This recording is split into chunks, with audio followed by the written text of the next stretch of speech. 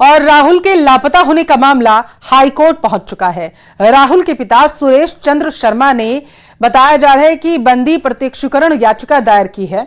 राहुल के पिता की याचिका पर आज हाईकोर्ट में सुनवाई होनी है। याचिका में पिता ने कहा है कि बेटे को तलाश कर कोर्ट में पेश करने के निर्देश दिए जाएं। पिता का आरोप है कि उनके बेटे को किसी ने बंधक बनाकर रखा हुआ है। नाहरगढ़ पहाड़ी पर राहुल को लापता हुए आज 9 दिन बीत चुके हैं, लेकिन अभी तक कोई सुराग नहीं लग पाया है। लगातार चले सर्च ऑपरेशन में पुलिस को अभी तक कोई सुराग नहीं मिला। वहीं आशीष की मौत की गुत्थी भी अभी तक सुलझ नहीं पाई है। पोस्टमार्टम करा दिया गया है, हालांकि आशीष की मौत कैसे हुई इसके बारे में अभी तक कोई पता नहीं चल पाया है। और यही वजह है कि अब जो है राहुल के पिता ने ये याचिका दायर की है कि उनके बच्चे को किसी ने बंधक बनाया हुआ है।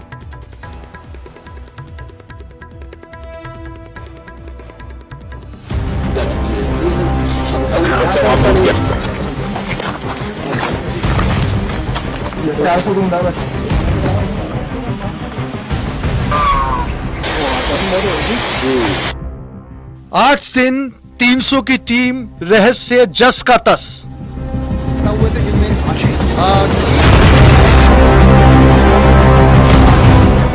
खोजी कुत्ते, ड्रोन कैमरे सब नाकाम।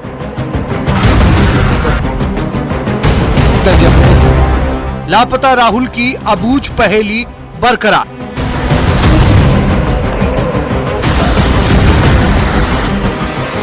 खूबसूरत पहाड़ी की खौफनाक मिस्ट्री।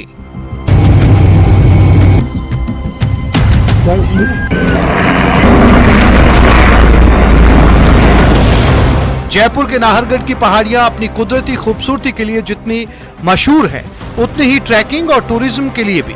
लेकिन इन्हीं नाहरगढ़ की पहाड़ियों में एक भाई की मौत और दूसरे भाई की गुमशुदगी एक ऐसी अबूझ पहेली बन चुकी है कि जयपुर पुलिस से लेकर सिविल डिफेंस, एसडीआरएफ, एनडीआरएफ और दूसरी तमाम महकमों की टीमें पिछले 8 दिनों से दिन रात एक कर देने के बावजूद इसे सुलझा नहीं पा रही। यहाँ के घने जंगलों में गुम हुए 2 में से एक भाई की लाश मिल चुकी है, लेकिन दूसरे का अभी तक पता नहीं। यहाँ सवाल ये है कि इन 2 भाइयों के साथ इन घने जंगलों में आखिर ऐसा क्या हुआ जो एक खौफनाक मिस्ट्री बन गई। अब सारी कोशिश जंगलों में गुम हो चुके दूसरे भाई को ढूंढ निकालने और इस मिस्ट्री को सुलझाने की है। ये लोग यहाँ पे जो नाहरगढ़ फोर्ट के अंदर जो जाते हैं, रास्ते के अंदर ये लोग, वहाँ पे इनका एक पुराना साथी था यादवेंद्र, उससे ये मिले थे और मिलने के बाद में अपने मोबाइल नंबर थे उनका आदान प्रदान किया था। और उसके थोड़ी ही देर बाद लगभग 11:30 बजे के आसपास इनसे बात हुई तो उन्होंने कहा हम इधर जंगल के अंदर आए थे लेकिन वो रास्ता खो गए हैं। उसके बाद में थोड़ी 12:01 तक जो राहुल है उनसे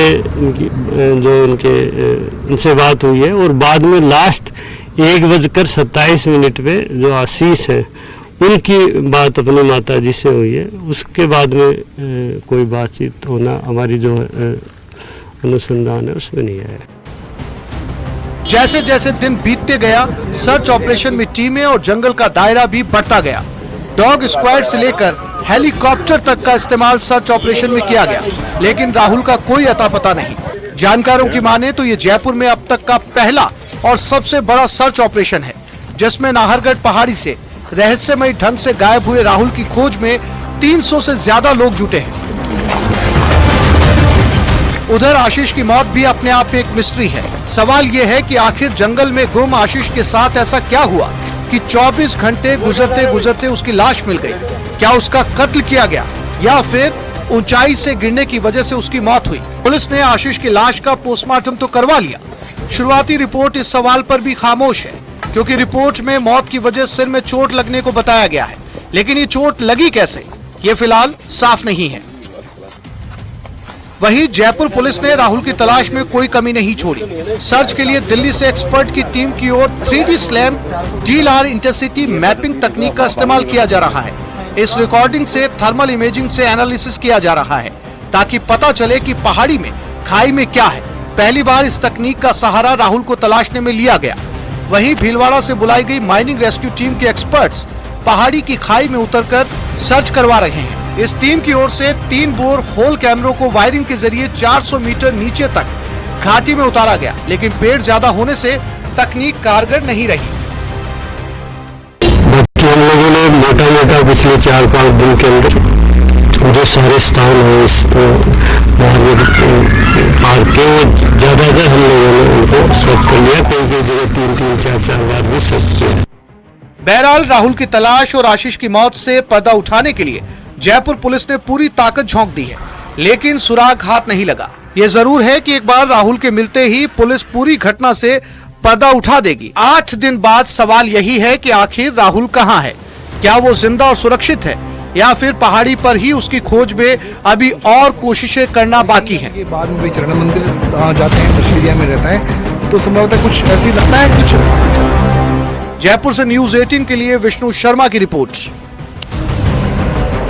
जयपुर का सर्च ऑपरेशन हुआ जिसमें सीकर को रुक करेंगे। बड़ी खबर है जहां पर आज शाम 5 बजे तक बताया जा रहा है कि खाटू श्याम जी के जो कपाट हैं वो बंद रहने वाले हैं। विशेष पूजा और श्रृंगार के लिए पटों को बंद किया जा रहा है। शाम 5 बजे बाद ही श्रद्धालु जो हैं बाबा के दर्शन कर पाएंगे। श्याम मंदिर कमेटी ने इसका आदेश जारी कर दिया है। तो बड़ी खबर आपके टेलीविजन स्क्रीन पर, खाटू श्याम जी मंदिर के पट शाम 5 बजे तक बंद रहेंगे।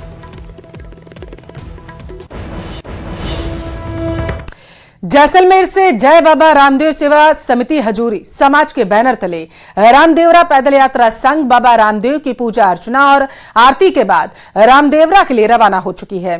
संघ 4 दिन में यात्रा पूरी कर रामदेवरा पहुंचेगा, जहां बाबा की समाधि पर घोड़े और ध्वजा चढ़ाई जाएगी। समाधि के दर्शन किया जाएगा। 150 पैदल यात्री, 50 सेवादार बाबा रामदेव के दर्शनार्थ पैदल यात्रा पर निकले हुए हैं।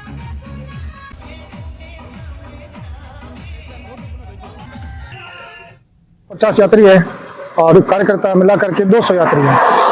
200 यात्रियों का संघ भी रवाना हुआ है आज, जो आज यहाँ से रवाना हुआ है। बासनपीर में रात्रि स्टे करेगा, फिर कल दोपहर में चांदन में स्टे करेगा और शाम को छुट्टा को रात्रि स्टे करेगा। फिर परसों होगा हमारे गंगाराम ढाणी में दोपहर में स्टे होगा और रात्रि में चाचा फिर पैदल यात्रा कच्चे रास्ते से रामदेवरा के लिए दर्शन के लिए जाएगी। ये संघ बहुत पुराना है। सन 2000 में संघ की शुरुआत की थी, जिसमें हमारे पुराने मित्र जो जितेंद्र सिसोदिया है, सुनील सिंह भाटी है, प्रदीप जी आज हम संसार में नहीं है, वो हमारे संघ के बहुत बड़े कार्यकर्ता थे। उन लोगों ने संघ स्टार्ट किया था। मुझे उस समय इन्होंने उस संघ में जोड़ा था। जब से उन्होंने मुझे जोड़ा है मैंने संघ का पूरा सहयोग दिया है और आज तक हम सन 2000 से 2024 तक लगातार संघ ले जा रहे हैं। आज प्रदेश के 23 जिलों में भारी बारिश होगी। मौसम विभाग ने इन जिलों के लिए येलो अलर्ट जारी किया है। दक्षिण पूर्वी जिलों में भारी बारिश हो सकती है। मौसम विभाग की तरफ से ये जानकारी जो है साझा की गई है। मौसम विभाग की तरफ से कहा गया है कि 23 जिलों में आज लोगों को भारी बारिश का सामना करना पड़ सकता है।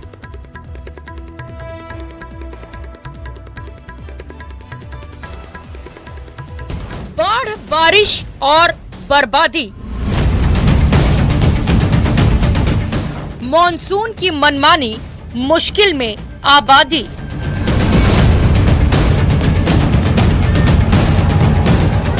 बरसात का मंजर, आफत बेहिसाब।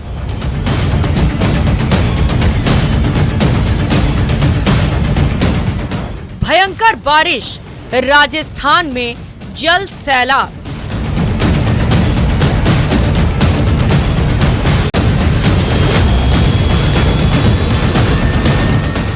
राजस्थान में इस बार हुई बारिश ने रिकॉर्ड तोड़ दिया है। लगातार एक के बाद एक एक्टिव हुए मॉनसून सिस्टम की वजह से जून से लेकर 8 सितंबर तक खूब बारिश हुई। हालात ये रहे कि बारिश का कोटा जो सितंबर के तीसरे से चौथे सप्ताह तक पूरा होता, वो 1.5 महीने पहले 17 अगस्त को ही पूरा हो चुका है। हालांकि अभी ये सिलसिला रुकने वाला नहीं है। मौसम विभाग ने रविवार से फिर 16 जिलों में भारी बारिश का अलर्ट जारी किया है। बरसात के बाद कई जिलों में बाढ़ जैसे हालात हैं। दौसा जिले में बाढ़ का रौद्र रूप देखने को मिला। जिले के नालावास गांव में ग्रामीणों ने अपने स्तर पर ही एक कच्चा बांध तैयार किया था, लेकिन क्षेत्र में हो रही लगातार बारिश के कारण नालावास का ये कच्चा बांध टूट गया। जैसे ही बांध टूटा तो बड़ी संख्या में ग्रामीणों की भीड़ इकट्ठा हो गई। इधर इस कच्चे बांध के टूट जाने के कारण पानी वापस मोरेल नदी में चला गया। वहीं भरतपुर में बारेठा बांध में लगातार हो रही पानी की आवक के बाद बांध के 3 गेट खोल दिए गए हैं और पानी की निकासी की जा रही है, जिसकी वजह से कई गांव प्रभावित हो चुके हैं और कई से संपर्क टूट चुका है।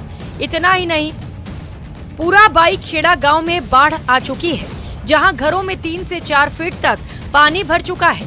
लेकिन गांव के पास से होकर निकल रही नदी में लोग लापरवाही पूर्वक नहाते हुए नजर आ रहे हैं। लोग नदी में कूद कूद कर नहा रहे हैं, जहां गहरा पानी होने के कारण हादसों की भी संभावना बनी हुई है। अजमेर में हुई बारिश के बाद आना सागर झील और फाई सागर झील ओवरफ्लो है, जिससे क्षेत्र में बाढ़ जैसे हालात बने हुए हैं। कई इलाकों में बारिश का पानी घरों तक पहुंच गया है और लोगों को काफी नुकसान उठाना पड़ रहा है। घरों में कई दिनों से पानी भरने से लोगों के सामान खराब हो रहे हैं, वहीं उनकी मुसीबतें बढ़ती चली जा रही हैं। केकड़ी में तेज बहाव में कंटेनर ट्रक बह गया। हालांकि लोगों ने कंटेनर चालक को सुरक्षित बाहर निकाल लिया। सुबह से वाहन चालक लापरवाही से अपने वाहन निकाल रहे हैं, वहीं इसको लेकर प्रशासन भी कोई सख्त कदम नहीं उठा रहा। भीलवाड़ा जिले में युवक को सेल्फी लेना भारी पड़ गया। सेल्फी लेते वक्त युवक नाहर सागर बांध में बह गया, जिसके बाद पुलिस और प्रशासन के साथ एसडीआरएफ की टीम उसकी तलाश कर रही है। युवक अपने दोस्तों के साथ शाहपुरा से आया था। इस दौरान सेल्फी लेने के दौरान वो हादसे का शिकार हो गया। अब जरा टोंक से आई इन तस्वीरों को भी देख लीजिए, क्योंकि ये लापरवाही जानलेवा साबित हो सकती है। टोंक बनेठा मार्ग पर नाला उफान पर है, जिसमें जान की परवाह किए बगैर लोग नाला पार कर रहे हैं। इतना ही नहीं, बुजुर्ग को भी नाला पार करवा रहे हैं। उफनते नाले के बीच से गाड़ियां गुजर रही हैं। वहीं धौलपुर में भी बड़ा हादसा हुआ, जहां ऋषि पंचमी पर नदी में नहाने गई 4 लड़कियां डूब गईं और डूबने से उनकी मौत हो गई, जिसके बाद गांव में हड़कंप मचा हुआ है। राजस्थान में इस साल बारिश कहर बनकर बरसी है, जिसके अलग अलग जिलों में साइड इफेक्ट्स भी देखने को मिल रहे हैं। राजधानी जयपुर से लेकर अजमेर जिला तक जलमग्न है। वहीं भारी बारिश की चेतावनी से हालात और बिगड़ सकता है। Bureau report, news 18।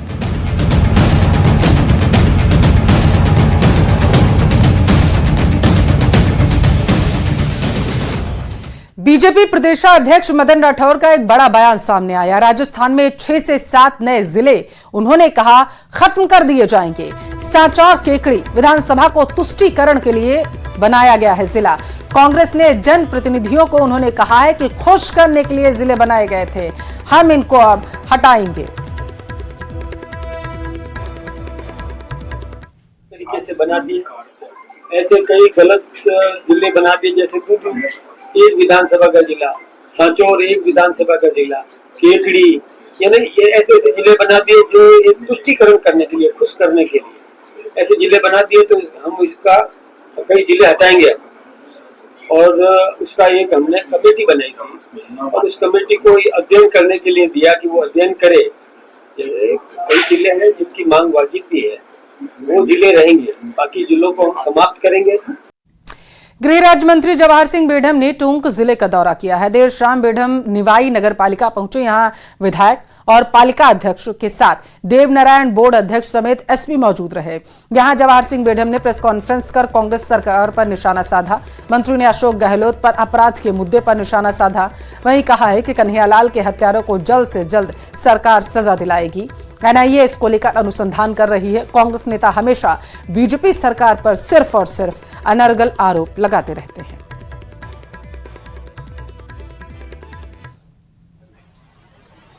कांग्रेस के लोग अनर्गल आरोप लगाने का काम करते हैं। मैंने एक दिन माननीय अशोक गहलोत जी का एक उनके एक्स पर उनकी पोस्ट पढ़ी।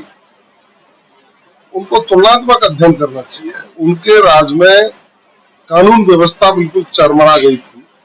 उनके जो सिपहसालार थे वो हावी थे, कानून का राज स्थापित नहीं था, जंगल राज की स्थापना हो गई थी, अपराध बढ़ गए थे। आपने देखा उस समय जयपुर जैसे शहर में रोटी मांगती हुई महिला के साथ एम्बुलेंस में बलात्कार हुआ, कन्हैया की हत्या हुई, टोडा भीम में सरेआम बलात्कार हुआ, अलवर की घटना बीभत्स कांड हुआ था। इस तरह की हजारों घटना रोजाना देखने को मिलती थी। किसान आत्महत्या कर रहे थे, जगह जगह पुलिस को पीटा जा रहा था और अपराधियों के हौसले बुलंद थे।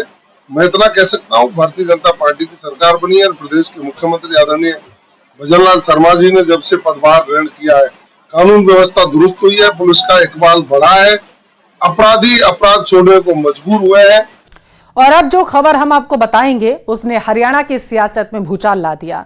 जो राम को लाए थे हम उनको लाएंगे गाने से मशहूर हुए सिंगर कन्हैयालाल मित्तल ने एक बयान से हरियाणा की राजनीति को एक नया रुख दिया है।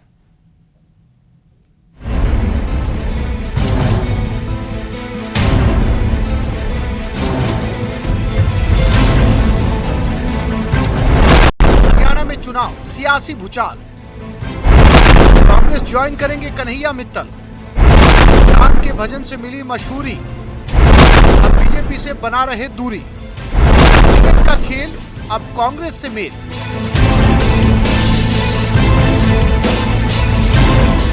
जो राम को लाए थे हम उनको लाएंगे गाने से फेमस हुए सिंगर कन्हैया मित्तल के एक ऐलान ने हरियाणा की सियासत में भूचाल लाकर रख दिया है। चारों तरफ अब सिर्फ इसी बात की चर्चा हो रही है कि दौसा के मेहंदीपुर बालाजी में कन्हैया मित्तल ने ऐलान किया कि वो शीघ्र ही कांग्रेस ज्वाइन करेंगे। हालांकि उन्होंने ज्वाइन करने की तारीख का खुलासा नहीं किया। मन में है, जल्द से जल्द करेंगे और जब करेंगे सबको पता लगेगा। एक बात तो सामने है कि बीजेपी द्वारा आपका जो पंचकुला से टिकट कटने के बाद में आप इस तरह का कदम उठा रहे हैं। नहीं, ऐसा कुछ नहीं है, ना मैंने पंचकुला की बात करी थी, ना कोई टिकट कटने की बात है। मेरा मन है, जैसे हर नागरिक का एक विचार होता है कि मैंने कहीं जुड़ना है जाके, तो मेरा मन है वहां जुड़ने का। भगवान श्री कृष्ण के भजन गाने वाले और सनातन की बात करने वाले सिंगर कन्हैया मित्तल का कहना है कि वो कांग्रेस में रहकर भी सनातन को बढ़ावा देने का काम करेंगे। सनातन किसी एक पार्टी का नहीं हो सकता। देखिए, मैंने जो गीत गाया था वो मैं खुद सनातनी हूँ, तो इसलिए मैंने उसको प्रमोट किया है। कांग्रेस में जाके मैं सनातन को प्रमोट करना थोड़ी ना बंद कर दूंगा।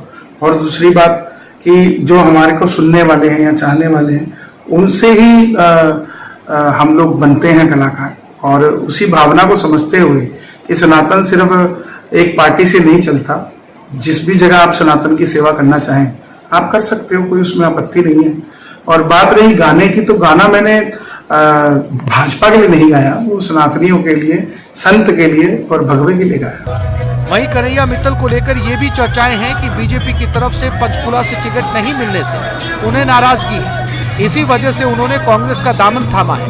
हालांकि उन्होंने इन बातों को सिरे से खारिज कर दिया और कहा कि टिकट को लेकर अभी किसी से कोई बात नहीं की। ऐसा कुछ मैं आपको बता नहीं सकता, और जब भी होगा जल्द से जल्द आपको पता लगेगा। बीजेपी के कुछ नेताओं से संपर्क साधने की कोशिश कर रहे होंगे कुछ नेता भी आपसे? सब हमारे मित्र हैं, भाई हैं, सबसे बात हो रही है, चलती रहती है चर्चा, अमूमन चलती रहती है बात। किसी के साथ कोई ये तो है नहीं कि हम मन मुटाव लेके फिर हम कांग्रेस को ज्वाइन कर रहे हैं। हम तो सिर्फ अपने मन की इच्छा है उसको ज्वाइन करने की, तो ज्वाइन करके काम करेंगे। अच्छा, एक लास्ट सवाल मैं पूछना चाहूंगा, बीजेपी से दूरी बनाने का रीजन सबसे बड़ा क्या रहा है? बीजेपी से दूरी बनाने का कोई रीजन नहीं है। कोई ना मैं पहले नजदीक था, ना मैं अब नजदीक हूँ, ना मैं कभी नजदीक था। हाँ, बीजेपी के लोगों से मैं संपर्क में था क्योंकि उनके कार्यक्रम करता था।